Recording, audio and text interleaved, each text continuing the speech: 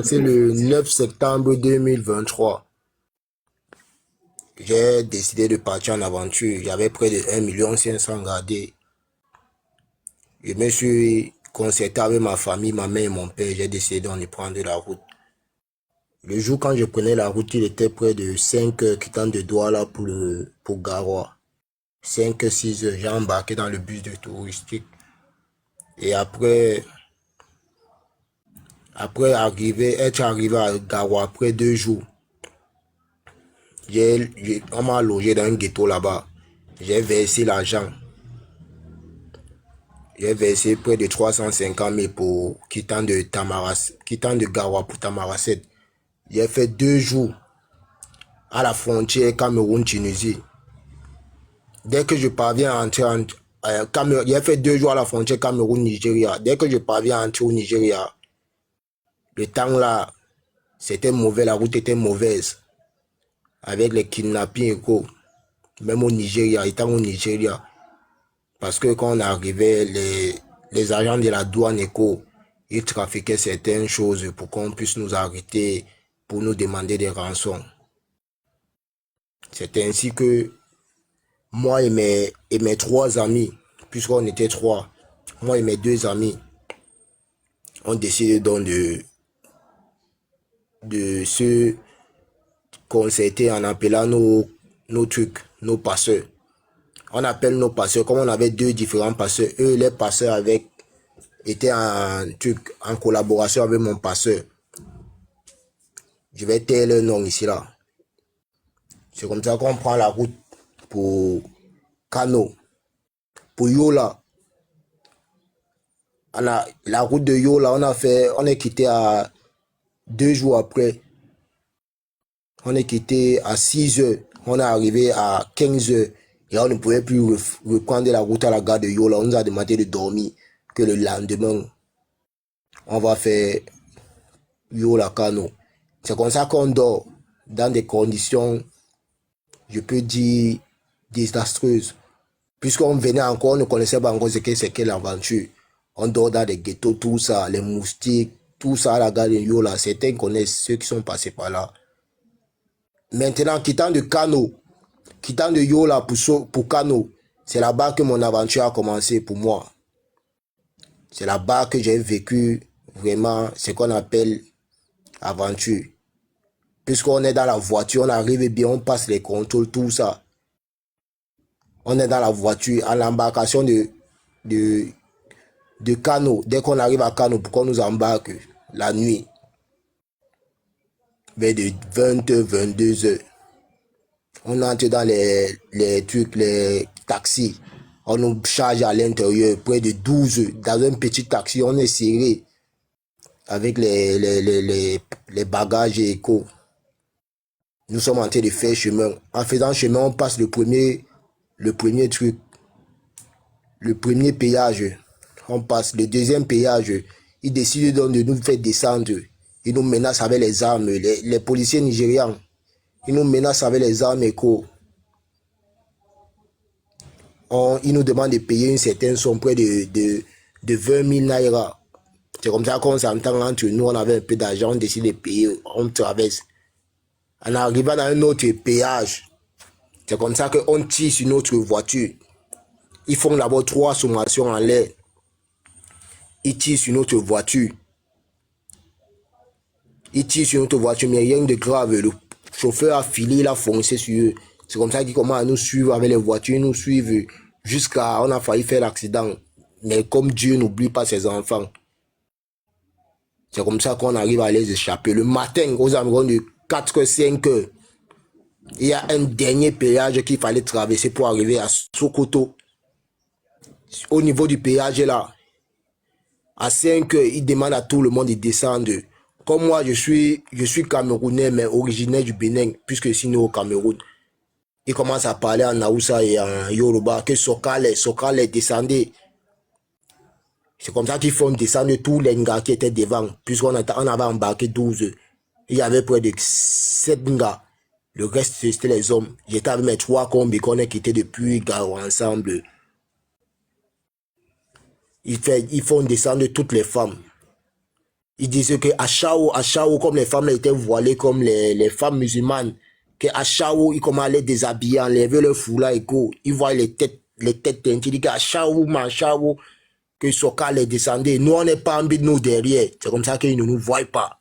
Comme ils ne nous voient pas, on est là, pas en but derrière. Dès que le jour, dès que la lueur du matin s'est un peu éclairé, le derrière, vers les 6 heures, puisqu'il était 5 heures ce temps, vers les 6 heures, ils nous voient derrière, ils nous font descendre, ils nous fouettent avec les machettes, ils nous demandent de se coucher. Comment on se couche? C'est comme ça qu'ils appellent la police d'immigration. Notre truc, il nous demande de partir, il demande à notre taximan de partir. Il ne veut pas nous laisser. Et nous, maintenant, on ne sait pas comment on fait. On avait les téléphones sur nous et tout ça. On ne sait pas comment on fait. Il nous dit que si on ne paye pas 50 000 naira, 50 000 naira, il ne nous laisse pas partir. C'est comme ça qu'on négocie avec lui, on négocie. Ça va, il nous demande de payer 30 000 naira. On a pu collecter ce qu'on avait entre nous tous, nous 12. On a pu collecter, on l'a donné. Comme on les donne, à moins si l'immigration était là, il les demande que non, il n'y avait rien. Les gars là sont partis. Ils sont partis. Étaient les Camerounais, ils partaient étudier à Sokoto, tout ça. Puisque le schéma qu'on les a dit, qu'on pas étudier, d'autres partaient faire les achats à Sokoto. Comme ils nous libèrent, nous on décide donc de quitter la route et de contrôler le truc, puisque notre voiture est partie. Il est parti, c'est pas un but. Comme on avait le numéro, son numéro, on l'a appelé, il est venu nous chercher.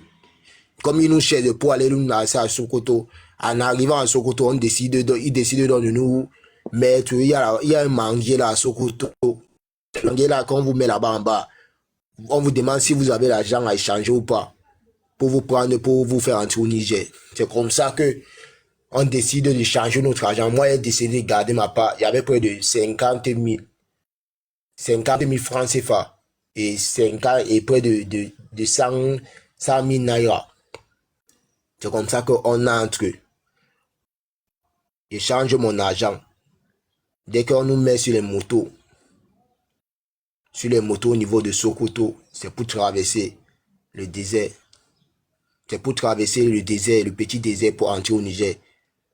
On nous met sur les motos comme ça, on commence à rouler avec nous jusqu'aux environs de... C'était près de 15 heures qu'on arrivait au truc, à Sokoto. Il roule avec nous la nuit, il roule.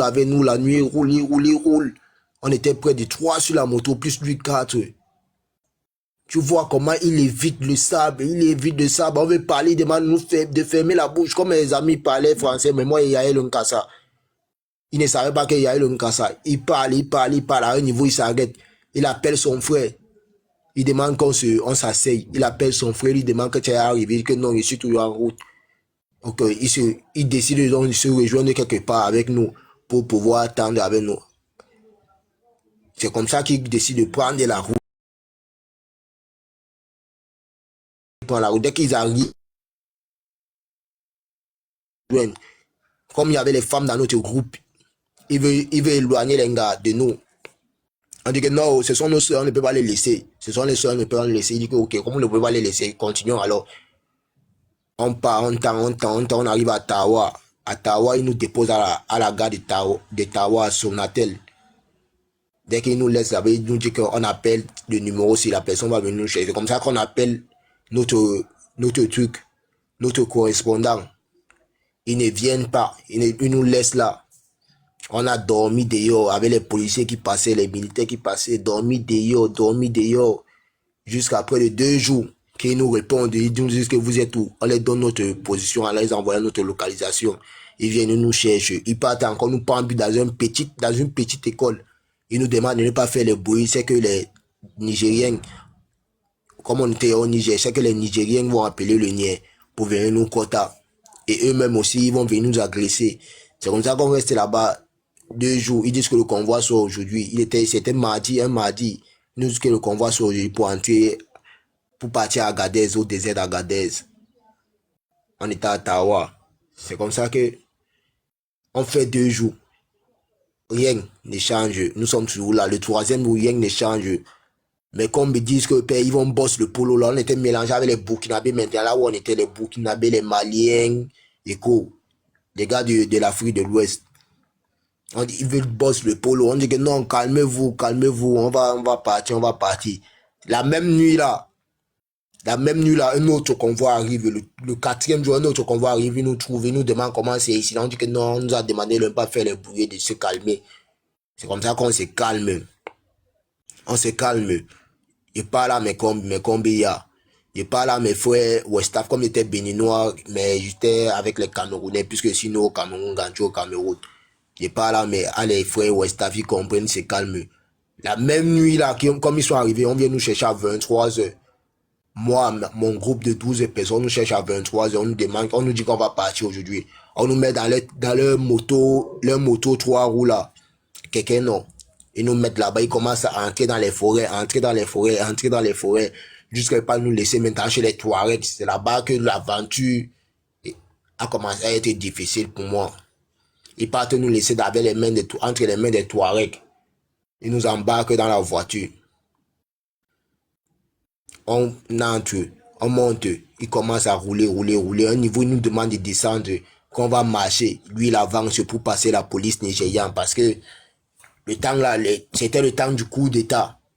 On venait de faire le coup d'État au Nigeria que Mohamed Tidjani a pris le pouvoir. Il nous demande d'avancer. On faufile. On torche sur nous, on se couche. Il parle en cassa que voilà les gens là-bas, nous on commence à courir, notre convoi, notre chauffeur, comme il faisait comme s'il n'était pas avec nous. Il passe son truc, il part nous attendre de loin devant nous, on court, ils sont derrière nous avec les armes, ils nous suivent, jusqu'à, on s'est perdu. Mais lui, il allait nous attendre de loin là-bas devant. Près de 7 personnes ont pu rejoindre le taxi, notre chauffeur. Et les autres, les 5 personnes qui restaient, n'ont pas pu le rejoindre. Mais il a demandé qu'on attende, qu'il va appeler ses frères vont aller les chercher dans la forêt là. Il a appelé ses frères sont allés les chercher jusqu'aux environs de 1 heure. Il décide encore de tendre avec nous maintenant. Dès qu'on arrive, il embarque. On ne peut pas prendre les autres parce qu'il y avait encore un autre convoi. On ne peut pas prendre, on charge dans les pick-up. On décide maintenant de tendre au désert d'Agadez.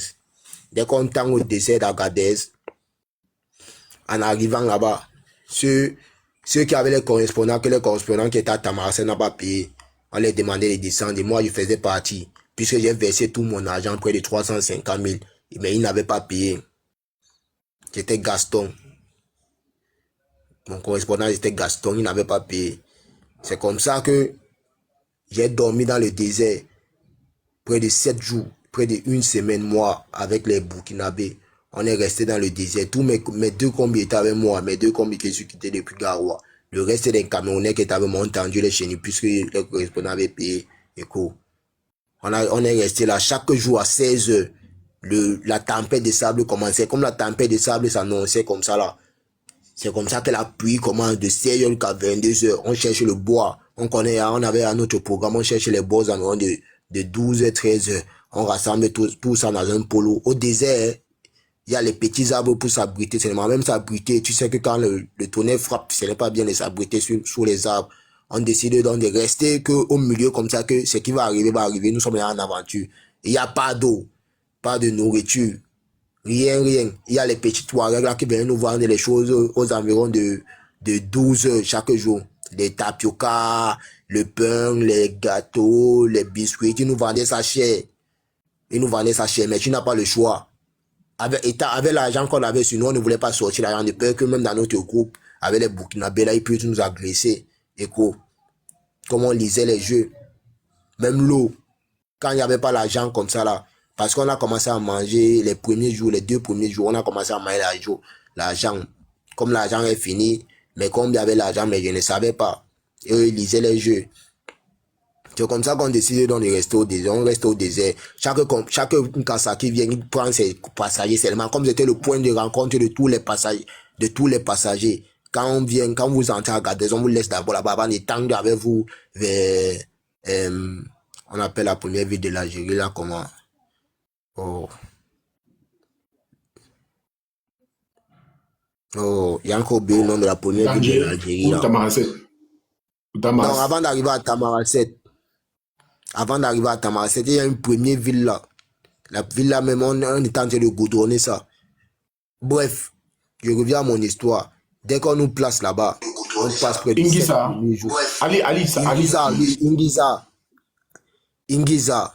C'est à Ingiza. Quand on arrive à Ingiza, avant d'arriver même à Ingiza, on passe près de 7 premiers jours. On ne mangeait pas l'eau, la mare d'eau qu'il y avait. La mare d'eau qu'il y avait, on se lave dans la mare d'eau là. Tu te laves ici là à droite, tu peux puiser l'eau à gauche, tu filtres avec ton habit. Et ton habit n'est pas propre.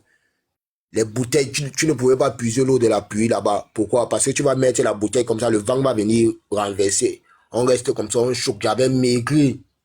J'avais maigri pendant près de 1 semaine. J'ai maigri tout ça. C'est le jour J. Quand les Nkassa venaient porter les gens, on demande que notre patient n'a pas payé. Ils disent que non, ils n'ont pas payé. Attends, et il y a eu mort. Les gens sont là chez vous. Oui. Dans mon convoi que je prenais, quand on est entré au désert, même au désert de l'Algérie, le grand désert, les gens sont là, près de 2 personnes. Ils sont tombés là. Le souffle, il y avait un père qui a voyagé avec toute sa famille, un Camerounais, un vieux père de près de 60 ans. Il a voyagé avec toute sa famille, sa femme, ses enfants, près de 7, toute une famille. Il dit qu'un vieux père, je me dis seulement que le père, c'est un fou. Il n'a pas fait quoi en aventure avec les enfants et quoi.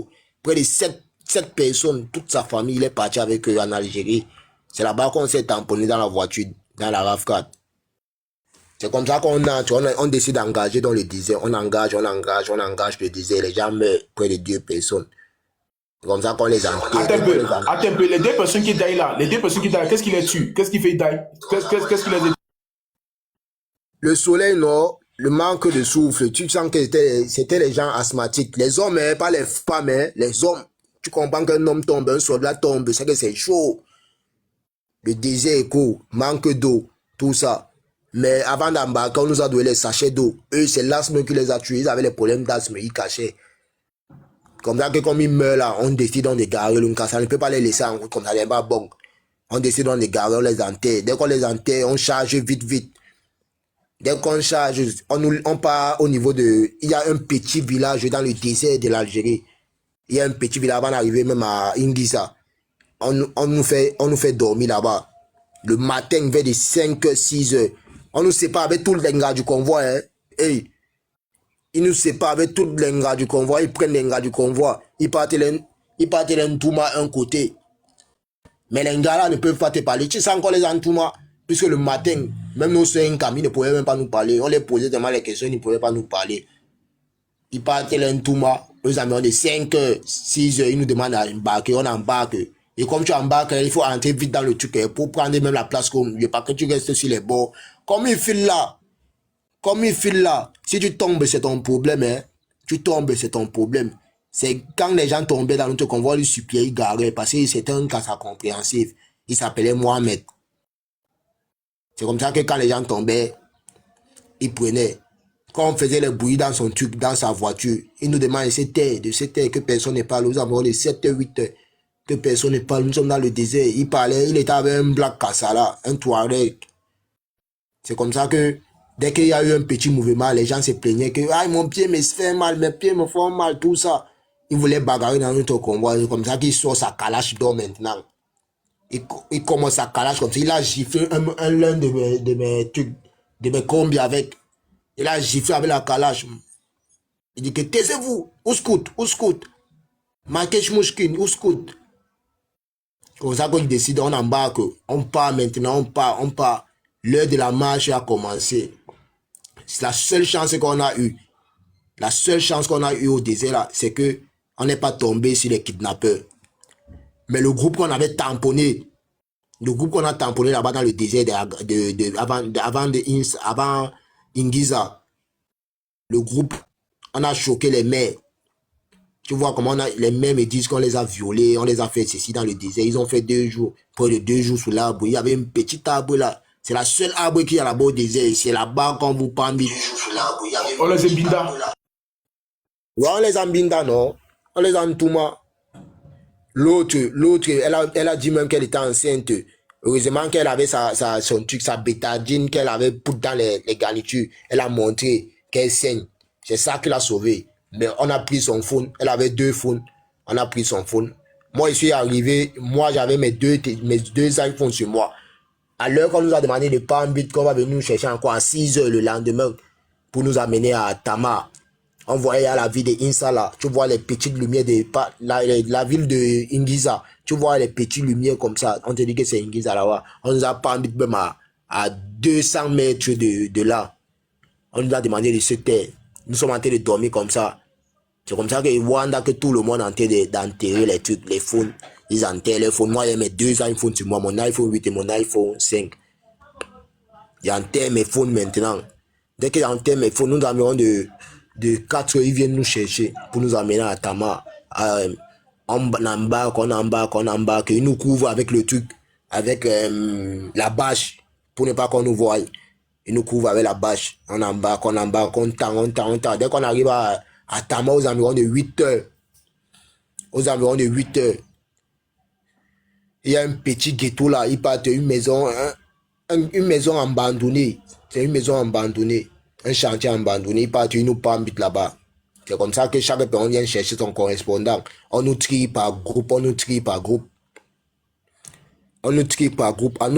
par groupe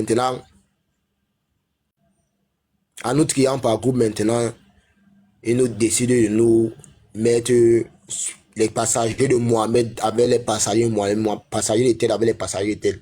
Ils nous prennent, ils nous chargent. On part maintenant à l'abattoir. Arrivé à l'abattoir, chaque correspondant envoie ses gens venir vous chercher. Moi, mon correspondant n'avait pas envoyé, moi et mes 2 combis. Notre correspondant n'avait pas envoyé les gens. C'est comme ça qu'ils nous disent que notre correspondant n'a pas payé, il nous enferme, il nous prend, il nous enferme chez lui. Vraiment chez lui maintenant, on a fait près de 2 jours là-bas. Celle que je partais chez elle, ma belle-mère, celle que je partais chez elle à Tama, elle n'a pas de mes nouvelles. Elle appelle dans mon passeur. Que mon fils, depuis là, il n'est pas de Tamara 7. J'étais à Sorokawa avec lui. Il décidait donc de nous enfermer près de 2 jours. Quand ma belle-mère contacte mon passeur qui était Gaston, il dit que non, il est arrivé depuis, il n'était pas fait signe. Elle dit que non, il ne m'a pas fait signe. Comme ça que Gaston envoie le numéro de Mohamed, puisque Mohamed avait fait signe que Tchad n'était pas ça ici là. Mais lui, il n'avait pas encore payé, comme il était au Cameroun. Il demandait à Mohamed d'attendre. Je ne sais pas ce qu'ils ont manigancé. Ma belle-mère appelle Mohamed. Il dit que le Nkasavien, il me voit, comme il parlait un peu arabe, il dit que toi, passager de Gaston, toi, pas Mehdi. Il dit que moi, je dis que non. Moi, dis-toi que moi, passager de Gaston. Ne donne pas les noms. Non. Ok, c'est free. Je lui tape, c'est que moi, dis-toi que passager de telle personne. Lui, il dit que toi, pas me dit. Il dit que non, moi, dis-toi. Il dit que ok, aujourd'hui, toi, parti avec Koulou, tes amis. On était 3 là-bas. Il dit que ok, il n'y a pas de souci. À nous libérer maintenant, comme il avait pris mes 2 iPhones, mon iPhone 5 et mon iPhone 8, il me remet ça. Moi, il lui dit que je n'ai pas l'argent du transport, puisque ma belle-mère m'a donné sa localisation éco, que je prends n'importe quel taxi, je donne seulement la localisation telle. En coffre, on va venir me chercher. C'est comme ça que, en prenant le truc, le Nkasa qui nous avait gardé là, il était quand même gentil. Il nous donnait à manger chaque jour. Son fils avait la main cassée, son petit-fils, son fils de près de 6 ans. C'est son fils là qui venait nous donner les yagourts, les pains, tout ça. Il était mal gentil avec nous. Il me donne près de 500 dinars. 500 dinars de prendre le taxi. Dès qu'il me donne les 500 dinars, il parvient à prendre le taxi, pas chez ma belle-mère. J'ai fait près de 1 semaine là-bas. Il y avait le refoulement. Je quitte maintenant de Ankoff pour partir chez mon correspondant maintenant qui devait me lancer pour quittant de Tamaracet directement pour Kasserine. Parce que puisque moi j'ai payé tout, c'était la chance que j'avais. Et je ne souhaite pas à une personne qui décide de prendre la route de payer tout. Mais moi j'ai payé parce que je ne savais pas. J'ai payé près de 500 000 quittant de Tamaracet pour Kasserine, la première ville de l'Algérie. C'est comme ça que j'ai décidé, on me lance pour Alger. Puisque l'itinéraire était Tamaracet, Alger, TBSA, Kasserine. À Kasserine, maintenant, je n'avais plus personne là-bas. C'est comme ça que j'ai décidé, on me lance pour Alger. On fait une journée de route. On est bien dans le bus. Moi, j'ai pris le bus. D'autres, on prend les yiki. Les trucs en sous-soilingue et Pougo. Moi, j'ai pris le bus. Je me suis habillé comme un Touareg, tout ça. Mettre les bons chums et les parfums. Je restais avec un cassa dans le truc, dans le bus. Quand le nid arrive seulement comme ça, comme j'avais porté le foulard là, je me couche seulement. Il fait comme si je dormais. Il vient, il touche les visages. Comme moi, j'étais noir, il croyait que j'étais un Touareg. Il touche les visages. Mais là où ça knock, c'est ça arrivait à un moment que notre cassa algérien devait porter les gens en route. Avant d'arriver à Insala, il devait porter les gens en route. 20 km de Insala. C'est comme ça qu'ils décident de porter les gens. On veut traverser le dernier barrage pour entrer à Insala. Ah, c'est comme ça que le nier ouais sur nous. Les trucs, les gars de Coton Sport de l'Algérie, ouais sur nous. Ils nous descendent. On était près de 5. Deux filles, 3 garçons, mais 2 combis toujours. On arrive, ils nous mettent dans le bunker, dans le petit poste. Ils commencent à nous fouiller. Ils trouvent le chargeur de l'iPhone. Moi, il dit qu'il ne m'a pas arrivé. Dès qu'ils nous fouillent, ils trouvent le chargeur de l'iPhone. Il dit que oui, un téléphone, mon ami. Il dit que man, dit téléphone, chargeur iPhone. Il nous tape c'est que ça, c'est le chargeur de l'iPhone. Il dit que je n'ai pas le téléphone. Man, cache téléphone, voilà. Il me laisse, il part fouiller mes autres combis. Arrivé au niveau d'un gars là, il tâte les seins, il tâte, il veut mettre sa main dans le taureau, l'engars tape sa main. Il veut mettre sa main dans le taureau, l'engars tape sa main. C'est comme ça que notre chauffeur de bus descend. Il veut négocier avec eux. Il dit qu'il négocie avec eux pour nous laisser. Il nous laisse, il prend l'argent. En nous laissant, il dit c'est que nous on n'avance pas. Et lui il ne pouvait pas nous laisser puisqu'on l'a payé. Nos passeurs l'ont payé pour qu'il nous amène dans notre destination. C'est comme ça qu'il décide de nous take comme ça là. Il part, il contourne avec nous, il nous laisse à 20 km de Insala dans une station. Il nous dit que on fait tout, on fait l'effort. On arrive à Insala. En arrivant à Insala, on demande la placette. À la placette de Insala, après 3 jours, il va venir nous chercher. On dit que comment ça? Il dit que mon ami policier là, vous refouler, arrêtez-vous, prison pour le désert. J'ai dit que non, ça ce sont mes enfants, tout négocier pour eux. On décide de prendre la route comme ça là, ils nous laissent, ils continuent. Nous voilà abandonnés à nous. Tu n'as pas de SIM, tu n'as rien, tu as seulement les numéros de tes correspondants. C'est comme ça que j'appelle mon correspondant le lendemain. Puisqu'on n'avait pas de téléphone, j'ai donc supprimé un cassa dans le truc, qui était au niveau de la station. Je l'ai donc supplié, puisqu'il draguait les deux gars. Il ne voulait même pas nous donner les téléphones, puisque nous sommes les garçons. Il ne voulait pas nous donner les téléphones, moi et mon combi. Dès qu'il nous donne le téléphone, il commence à draguer les gars. Il drague les gars acceptent. Il touche les gars, il touche. Tu vois comment il jouit même sur lui. Il vient qu'en touchant les gars black. Les filles guinéennes, on était avec 3 guinéennes, 2 garçons, 3 guinéennes. Dès qu'il touche seulement, il jouit sur lui. Il touche, tu vois comment le sperme sort de son pantalon. Comme ça que moi, il prend le téléphone, je décide de contrôler mon passeur. Je contrôle mon passeur. Dès que je contrôle mon passeur, je donne ma position, tout. Il dit que je reste là. La nuit aux environs de 1 heure, on va venir me chercher. Le bus qui passe va me prendre. Que tu dis que tu es le passeur de tel, il va te prendre. Tu n'es même pas obligé. Il va venir te demander, toi passager de. Ils vont venir te chercher. Il dit que ok, c'est comme ça que toute la journée aux environs de 12 heures, pour 5 personnes, près de 5 pick-up de l'Algérie viennent nous chercher. Tu vois comment ils nous pourchassent seulement au désert. Ils nous pourchassent. Jusqu'à l'homme ne pouvait plus. Tu vois, une gars a voulu même se rendre, puisqu'elle avait l'enfant, elle a voulu se rendre. Il dit que non, tu te rends, pourquoi? C'est comme ça qu'elles aussi, elles ont pris le téléphone, contrôlé le truc, le passeur, contrôlé. On a dit qu'on va les envoyer la voiture qui va venir les chercher, la voiture mafia. C'est comme ça qu'aux environs de 23 heures, moi, je suis en train de dormir. Comme je sais qu'on va venir me chercher à 1 heure, moi, je dors. Un cœur me dit que à la bille, lève-toi, la voiture là va passer d'ici peu. Moi, casse non. Je voulais moi dormir seulement. La voiture, c'est comme ça qu'un cœur me dit que lève-toi. La voiture va venir te chercher. Il me lève comme ça là. Moins si la voiture l'a passé. Il vient, il fait le plein. Il commence à nous chercher, Dès qu'il me lève, seulement, il saute seulement comme ça. Je dis que oui, mon ami, moi, bus. Il dit que toi, passager 2. Je dis que oui. Il dit que toi, entrez. Il était le seul qu'on a embarqué. Les 3 gars et mon combi sont restés là-bas. Il était le seul qu'on a embarqué. En embarquant, maintenant, nous jetons 2 plaques dans le truc. Un frère que je connais depuis le pays, on a grandi ensemble. C'est lui qui lui tamponne la voiture. Dès que lui tamponne la voiture comme ça, il dit qu'à l'heure sinon, il dit qu'il s'est à l'heure sinon, moi j'ai l'enseignement. Il me suis couché comme ça au sol. Quand le niais est entré, il marchait seulement sur moi. Il dit qu'à l'heure sinon, soit c'est moi, soit ce sont eux. On nous embarque pour Gardaya. On roule. Aux environs de 16 heures. Il y a un dernier truc. Un dernier contrôle pour entrer à Gardaya. Le dernier contrôle, il nous laisse là-bas. Il nous dit qu'il ne peut pas partir avec nous, c'est qu'on va l'arrêter. Il dit que bonne chance, mes amis. On dit que ok, on descend, moi et mon combi. C'est comme ça qu'en marchant, on croit que le contrôle est à côté, non. Le contrôle n'est pas à côté. On avait à traverser une salle, le contrôle n'est pas à côté. On marche jusqu'aux environs de 19 heures. On demande aux gens que Gardaya où, pont de Gardaya où, on n'est même pas encore arrivé. On croyait qu'on était à côté. Toute la nuit là, on a marché de 19 heures jusqu'à aux environs de 12 heures pour entrer à Gardaya.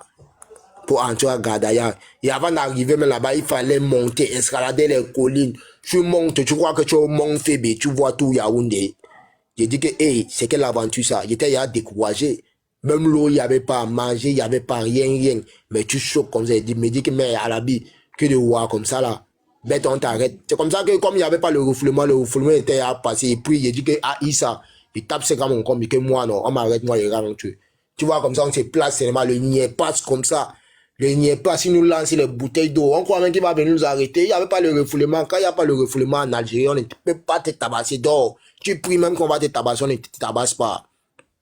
On arrive donc au pont de Gardaya. Tous ceux qui ont fait Gardaya connaissent les ponts qui sont à Gardaya. On décide donc de rester là-bas. Je dois embarquer puisque moi j'ai payé tout jusqu'à Kasserine. Je dois embarquer aux environs de 19 heures. J'étais arrivé aux environs de 15 heures. J'étais fatigué, tellement fatigué avec les ampoules au pied, tout et quoi. Dès que j'arrive là-bas, notre correspondant de là-bas était un Burkinabé. Il décide qu'on va embarquer. En embarquant maintenant, il nous tape, c'est que ceux qui ont l'argent de le taxi c'est telle somme. Ceux qui n'ont pas vont frapper. Moi, j'avais alors l'argent. Je sais qu'il va encore choquer la marche, non. Tu vois que la marche est petite. C'est comme quittant de trucs, de Douala pour aider, il n'y a rien qu'en marchant à pied. Quittant de Douala, deuxième, rien que pour aider, il n'y a rien qu'en marchant à pied. C'est comme ça que ma part a commencé. On arrive, on marche. Tu vois comment les niais sont placés là aux environs de 22h, 23h. Ils sont placés là avec le barrage. Ils ne nous gèrent même pas, ils nous voient. Ils disent que mon ami, force à vous, courage, mon ami. Tu es en train de choquer. Tu choques. En arrivant même au point de rencontre, maintenant qu'on doit venir nous chercher de Gardaya pour Alger. Le niais, la voiture ne quaime pas. Voilà, la voiture ne quaime pas. C'est comme ça que l'autre Ismaël, notre Burkinabé qui nous a lancé, il nous demande des bacs alors. Des bacs encore à Gardaya en bas du pont. Tu dis que ça, c'est quel poids ça?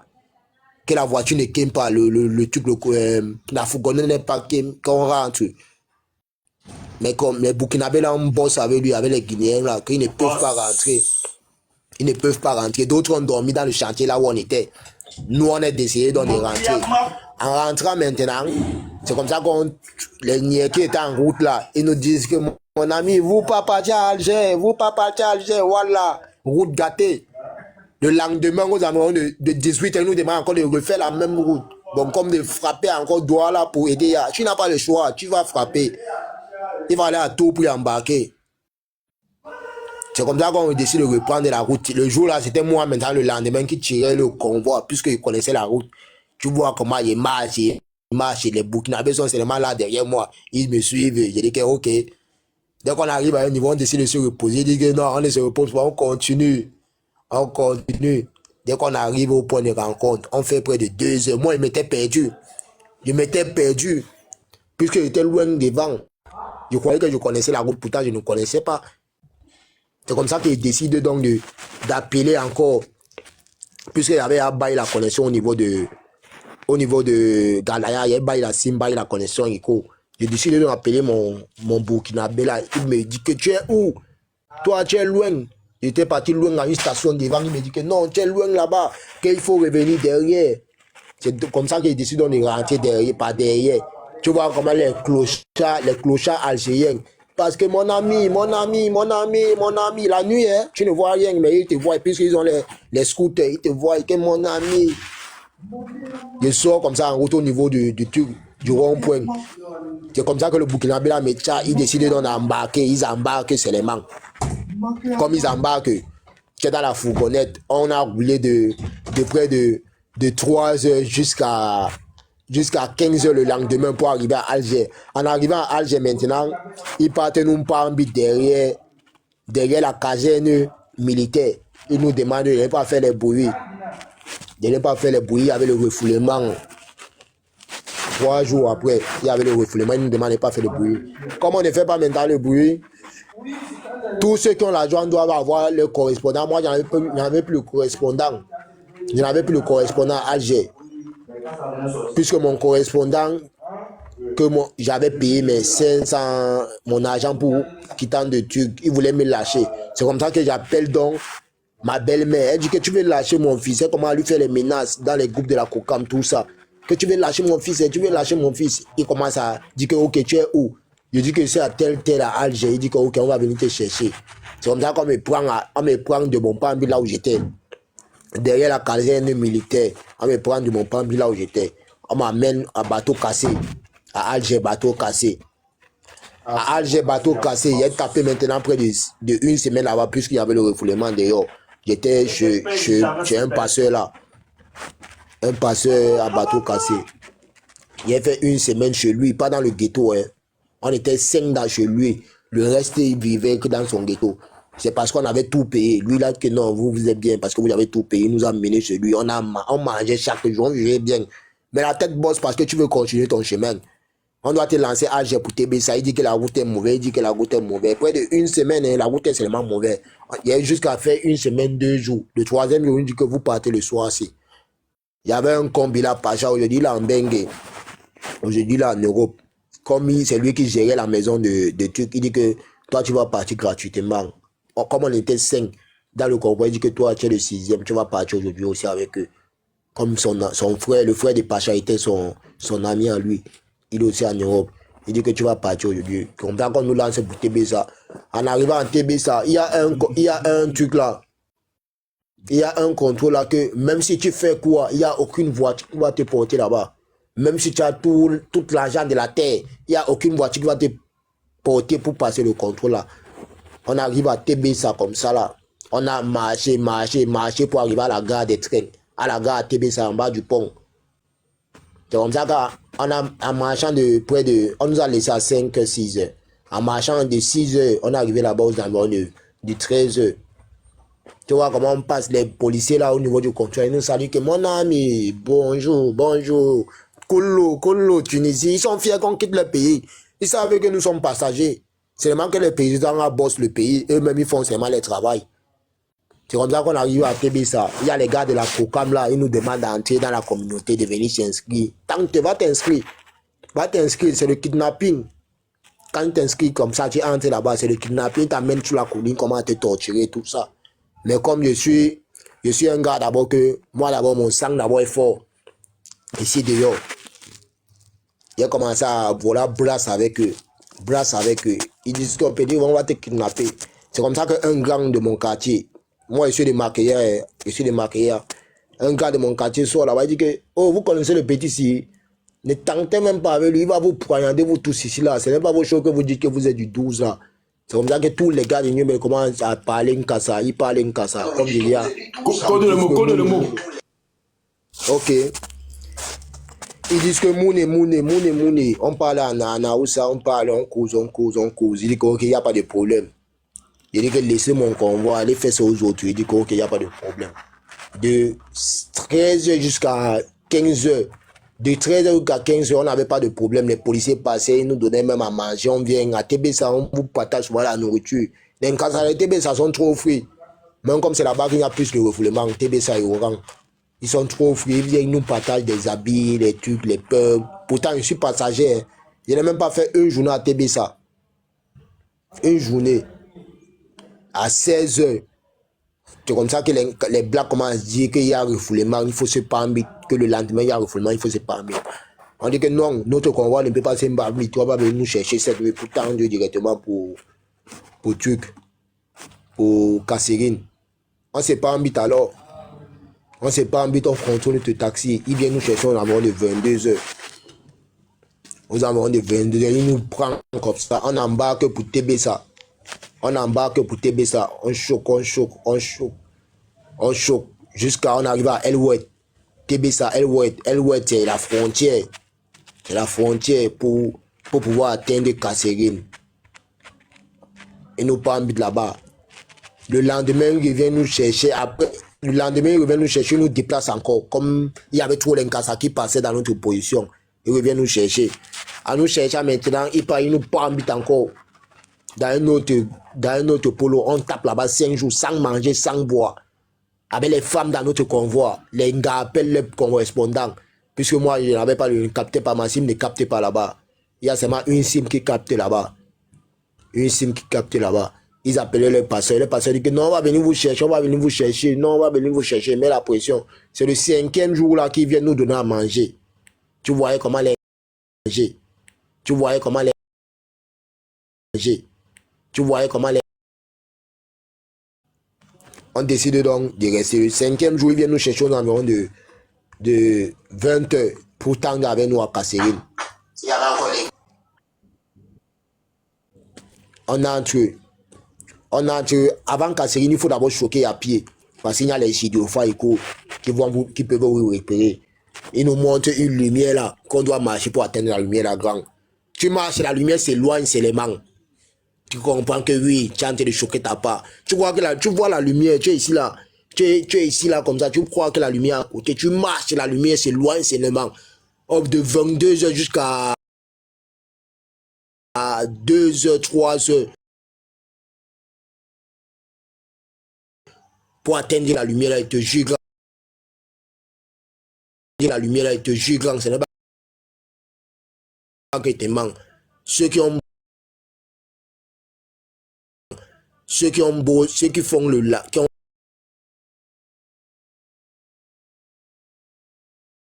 fait l'aventure, qui ont fait l'aventure,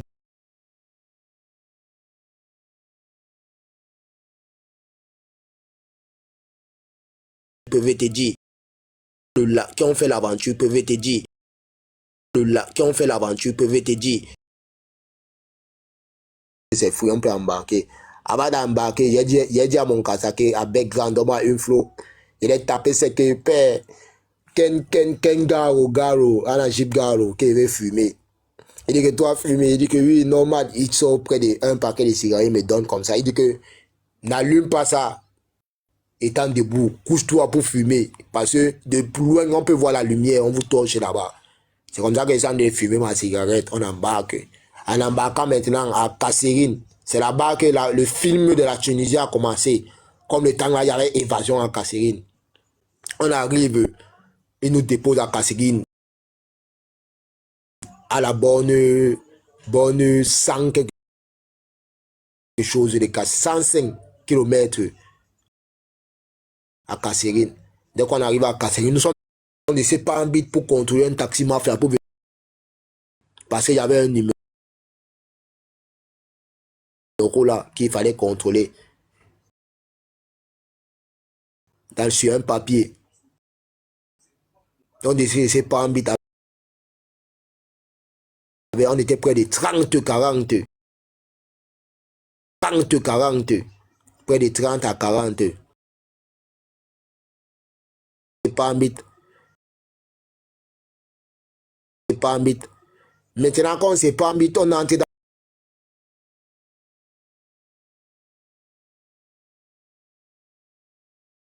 les oliverains, les champs.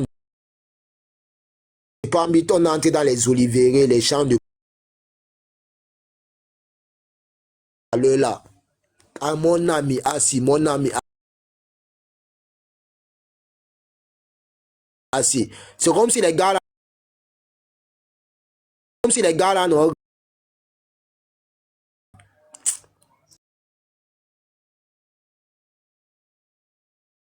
ils achètent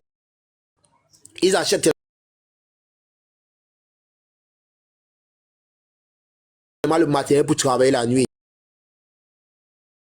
Travailler la nuit. Travailler la nuit. Les gars là choquaient toujours, ils ne laissaient rien. Ils ont tabassé les gens, tabassé. Le matin maintenant aux environs de 6 heures. Comme il n'était pas mis sur un polo aux environs de 6 heures, il décide donc de sortir pour marcher en route.